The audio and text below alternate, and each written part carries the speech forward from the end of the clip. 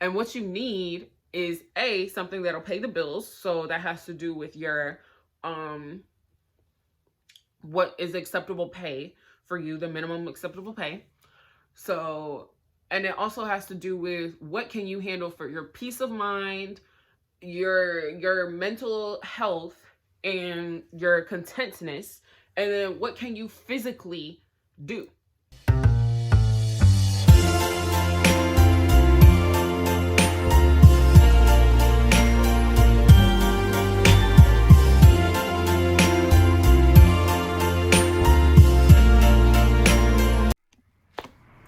All right, hello beautiful people.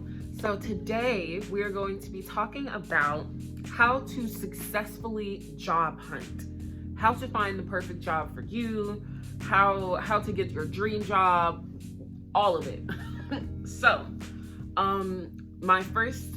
the first thing I want to say is I was on it was almost a year and a half long journey of finding a job, and it was a struggle.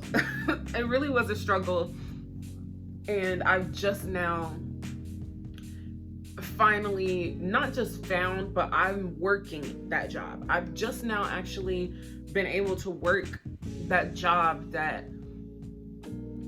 I actually needed. And I am going to talk about dream jobs versus what you need and versus what you want.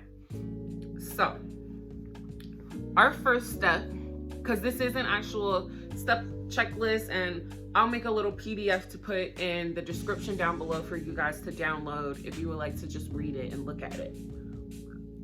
The first step is sign up for job boards like Indeed and ZipRecruiter, job boards that autofill applications for you.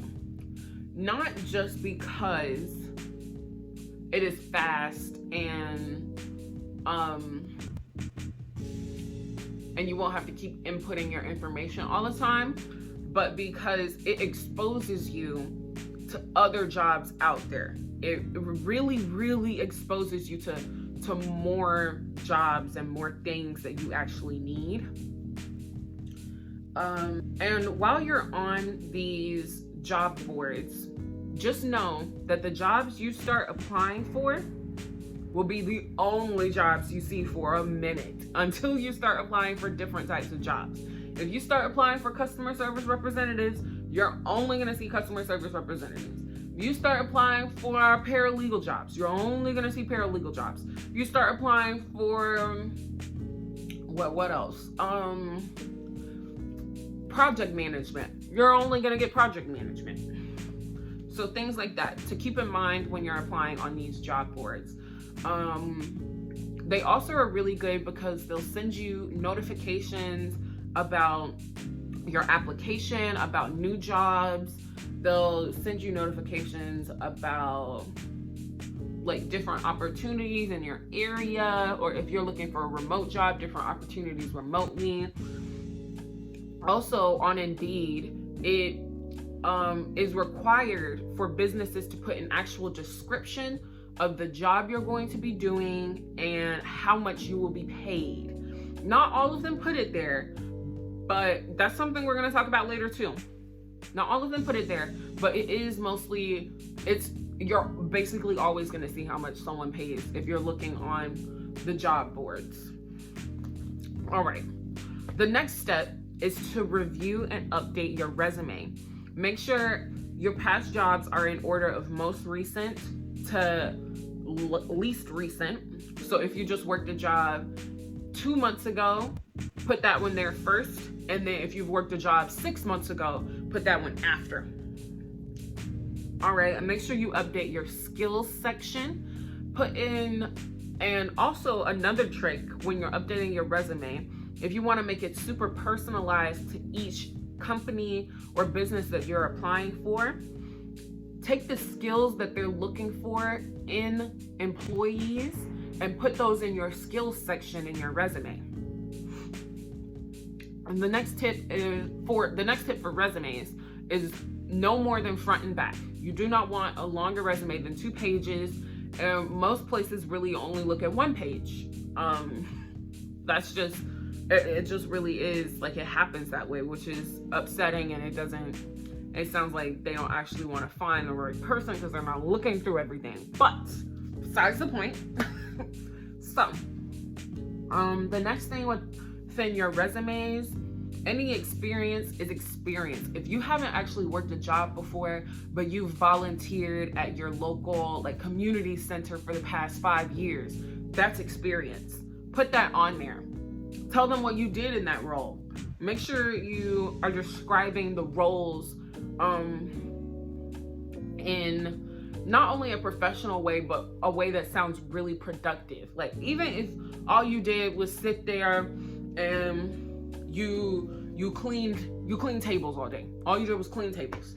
What you did was sanitize and prepare. Sanitize and prepare. You sanitized and prepared customer spaces. You can go deeper than that. You can call them something else other than customer spaces. My brain is just not thinking of it right now. But just make sure you're not just saying, oh, I bust tables. Like, that's all I did. I bust tables. Like, what you sanitized and prepared things. You did a lot. And what I found is humans in general, we like to downplay what we do. Like, we act like it's not that big of a deal. And it is. You did a lot. So, the next step overall is make sure you have a cover letter template ready, especially if you're applying to jobs in one specific industry. Ooh, let me repeat that sentence. Especially if you're applying for jobs in one specific industry or one specific job position. So what you'll do with your resume is your cover letter. You'll have, and I'll put a little thing of my cover letter up here for you guys right here. So what you do is you'll have your cover letter and you'll have a template of it, and you'll just take certain spots of the template where, like, you're putting the hiring manager's name, where you put the company's name, where today's date, your skill set, what actually makes you great for the job. You'll leave blank spaces there. And every time you need a new cover letter, make a copy, edit it. So, make sure on your cover letter, you have your contact information, your intro to the hiring manager. That's going to be like 1 or 2 sentences, 1 sentence really.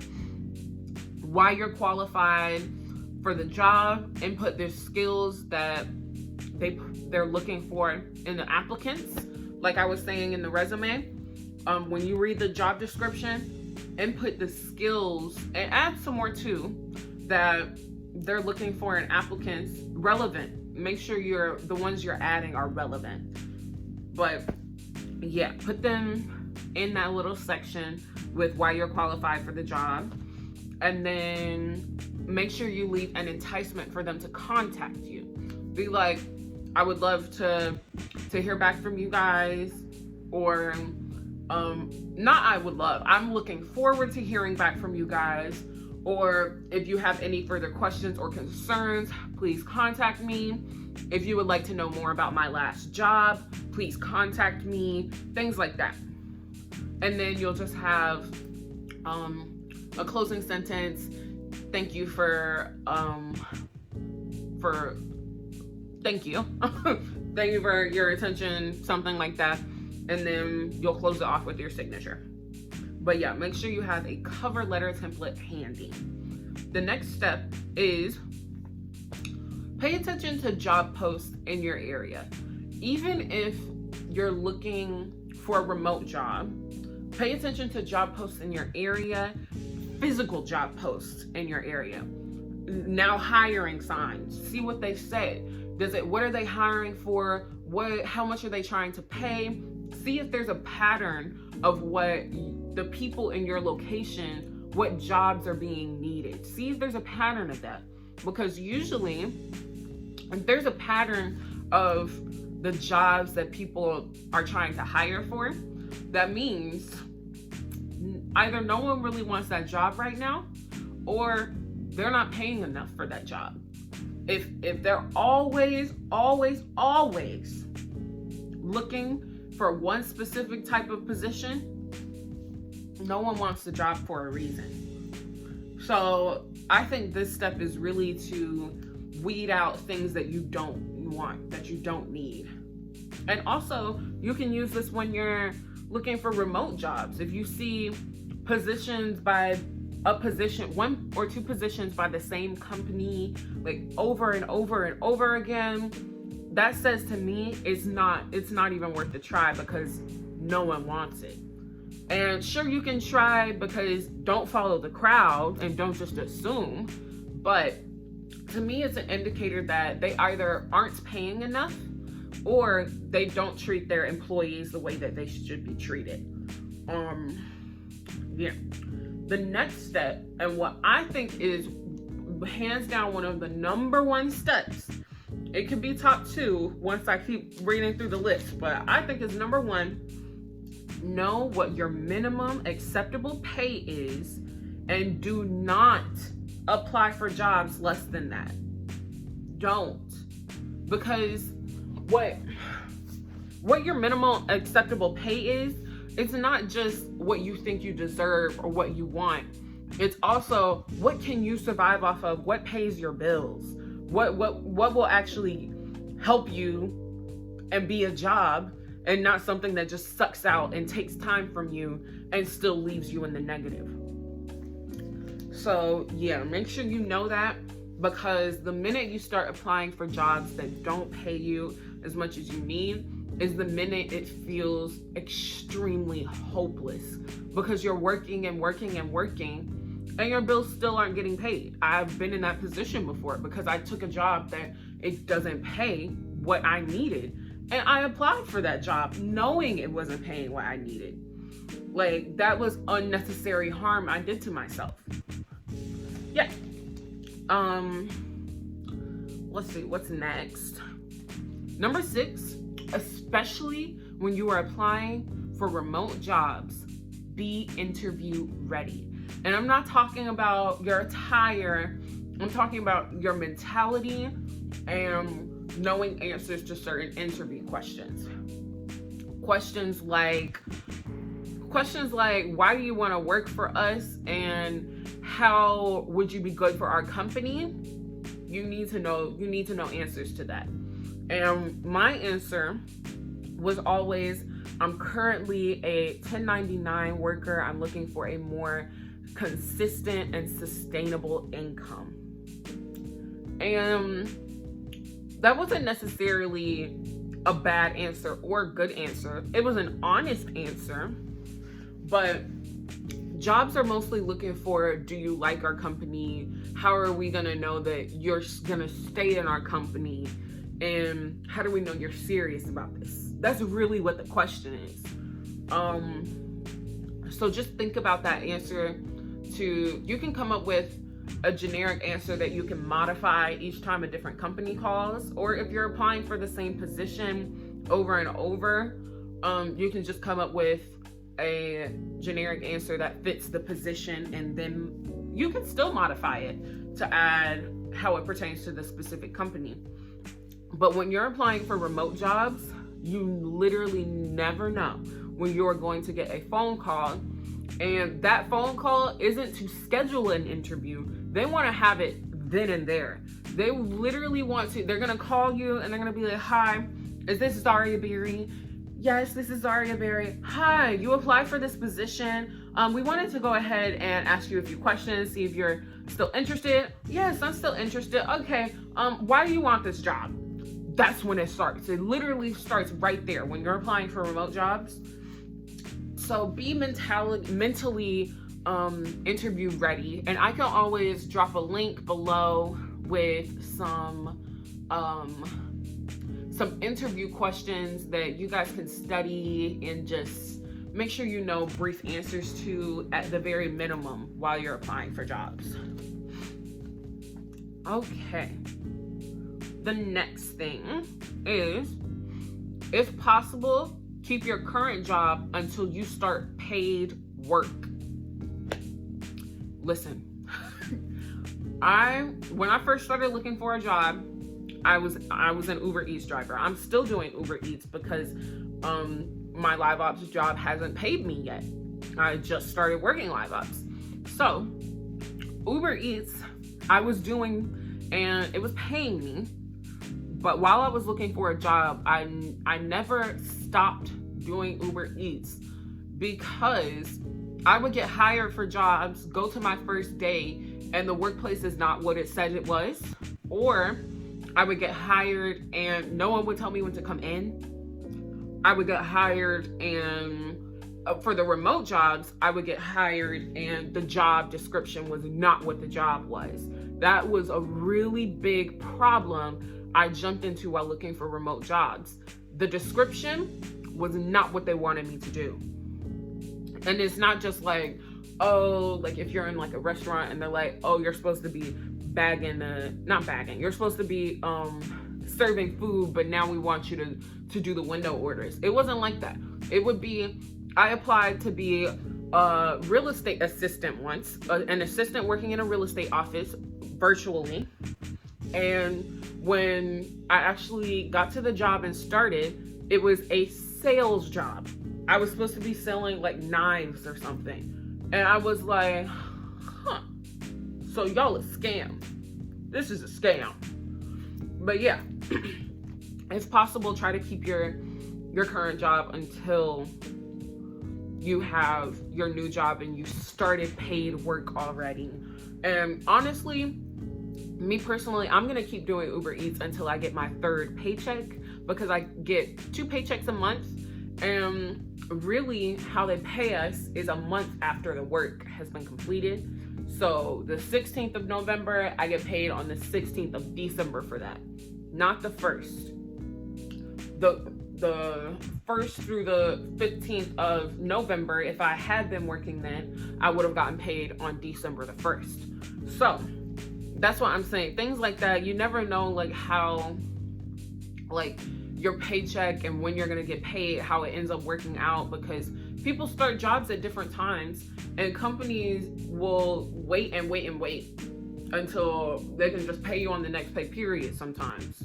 But yeah, make sure you try and keep your job before you have a new one, especially because if you get a job, you've already quit your other job, or you just didn't have another job, and you take a job that you hate, or the workspace isn't healthy, it's not a conducive environment, but now you're stuck there because that's your only plan. So just don't want that to happen. The next step is be patient, because jobs are everywhere and not every job is for you. I really learned a lot of patience with this job search.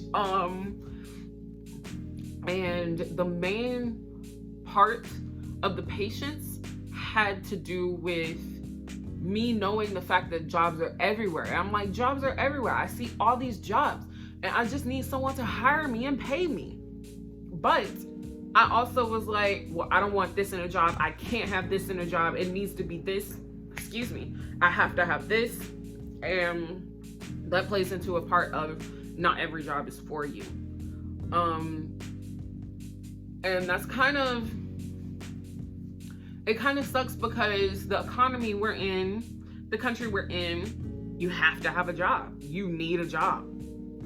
Unless you have a real nice trust fund or somebody or something supporting you, you need a job, because money is everything here.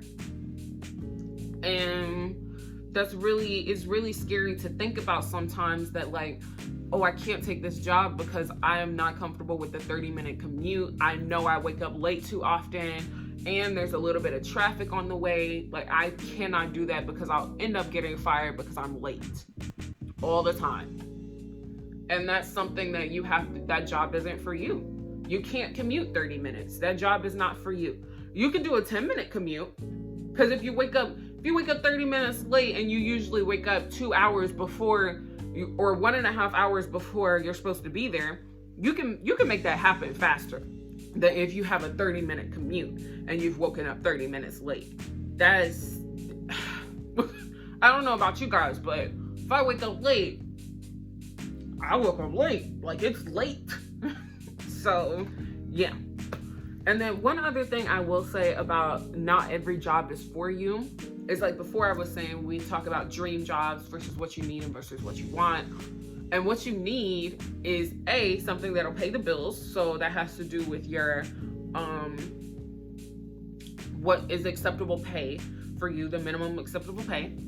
So, and it also has to do with what can you handle for your peace of mind, your mental health, and your contentness, and then what can you physically do. And sometimes I found that my dream job isn't necessarily attainable yet. My dream job is to be a serial entrepreneur. That is my dream job, but I have to have funds to do that. And that's part of how I've been learning how to crawl before I walk. And I will have a video coming up soon within my, within our little money tree playlist that you guys can watch out for. So make sure you have the notifications on.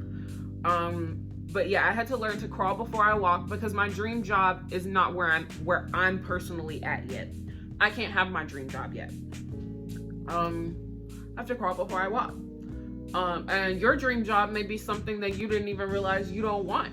Actually research and do some digging into what your dream job is, what they require of you, what you need for it, and just make sure you're doing that, because dream jobs I found are sometimes a trap, and we've made ourselves believe that's the dream job for us when it really is not. But yeah. And then number 9 is consider 1099 employment, freelance, and business ownership. And let me just touch on that a little bit. 1099 employment is when you're not technically an employee of the company and they don't withhold your taxes for you. So you'll have to withhold your own taxes, and you're basically a free agent. You can just work wherever and whenever you want. That's what a 1099 position is for the most part. Uber Eats is a 1099 position. So, and also Live Ops is a 1099 position. The only employee jobs I've ever had were summer camp counselor jobs. So 1099 was actually something that I was looking for. It was consistent and sustainable enough that it wasn't commission, but some 1099 workers do work on commission. I do not work on commission. Well, I guess technically Uber Eats is commission. There's a flat rate plus the tips, but anyways. And then freelance work is where you're a sole proprietor and you just sell services, your services to other people. So you could get on Fiverr, sell your services there. If you make like small little products, and that's not, you're not necessarily a complete business. You're a freelancer on Etsy. You can do that. And business ownership, the only thing I have to say about choosing business ownership as your employment when you're job hunting is that unless it's a really low cost startup business, you are going to need a good amount of savings or investments coming in order to fund the startup of your business. Yeah. But for all of those, you're your own boss. You make your own hours. You may choose a 1099 employment job that has specific hours that you work for that job, but you still choose your own hours because you chose that 1099 position. Now, let's see, what else? Oh, that's all the steps. It was 1 through 9. And I'll just briefly give you guys some insight into some issues I ran into while I was job hunting. I did mention the one earlier where the jobs were not what the description was. I also ran into accepting a job that was less than my pay. I did do that. And then, what was the next one? I ran into some jobs that were unprofessional. And the only thing I have to say about unprofessional jobs is people may need jobs, but businesses do not run without employees. Sure, some businesses are all AI and computer based and like things like that, but for the most part, still, businesses do not run without employees. So if you're not letting your employee know when to come in, if you're not giving them contact information, how are they supposed to let you know if they're sick or if they can't come in? Or if like you scheduled them on the wrong day because you gave them a different, you scheduled them when they said they were busy. They gave you their schedule of availability 3 separate times. You've lost it every single time. That's unprofessional. Those are unprofessional jobs. And I know I personally wasn't able to be working in an unprofessional setting because what I found in those unprofessional settings was the fact that they would ask so much of the employee and so much professionalism from the employee, but it was not extended. And I do not like one-sidedness. I do not like hypocrisy. I don't like hypocrisy. I don't like one-sidedness. And I do not like inconsistency. So I could not stay in jobs like that. And I don't advise anyone to either. I understand that like sometimes you may have to till you can find something else, but don't choose it for yourself. Really don't choose it for yourself. Let's see. Because also, once you choose places like that for yourself, it's really hard to get out. Like, really hard to get out. Let's see. What else?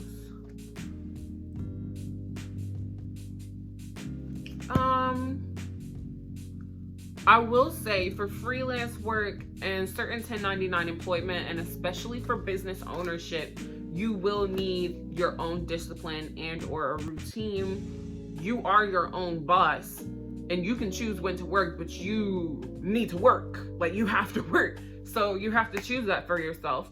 And with certain things, I know most people get their insurance and retirement plans through jobs, and there's no insurance. There's no health insurance. There's no retirement plans, not unless that specific company caters to 1099 employment and they do have a program like that. It's really rare to find.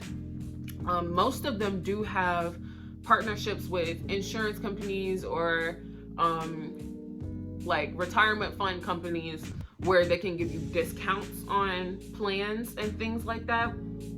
But there's definitely no paid vacation for the most part. I didn't find any. Let's see, what else? Actually, I'm gonna do a separate video about working as an Uber Eats driver and like what it looks like and if you should do it. So I'll do a whole separate video about that. You guys can get a full, like, some real deep, good details about Uber Eats and when I do Uber Eats. But yeah, the last thing I want to say is don't be afraid to ask questions and do research. When you're applying for jobs, like, it's really daunting for the job description and the job post to be the only thing you know about the company or the job. So I'd say don't be afraid to branch out and do some research on the company, or during your interview, don't be afraid to ask questions at the end. Write questions down before your interview so you don't forget them, because they always ask at the end, do you have any questions for me? And make sure you have questions, because they do actually like when you have questions for them. It means that you're actually it just feels more engaging and feels like you actually want the job, if that makes sense. But yes, those are all the tips and tricks I have. If you have any for job hunting people, or just people who want to know more about how to get a job, what jobs look like, then go ahead and comment down below. You can comment about if you've just found a job, if you're still looking, tips, tricks, anything. Go ahead and get down in the description. In the comments. Get down there and let's just chat about it. Let's chat about jobs and employment. But yeah, that is all for today. Thank you for watching, and don't forget to like, do those comments, subscribe, and hit that bell notification so you know when we upload every single time, which is every Sunday, Wednesday, and Friday. We also have Vlogmas coming up soon. So our Vlogmas is December 1st through January 1st, and it's actually a Vlogidays, vlog holidays, because I'm not just celebrating Christmas. I do want to bring you guys in on that, and yeah, that's all. So that is all for today. Thank you for watching. I hope you got some helpful information, and thank you. Have a wonderful day, and thank you again.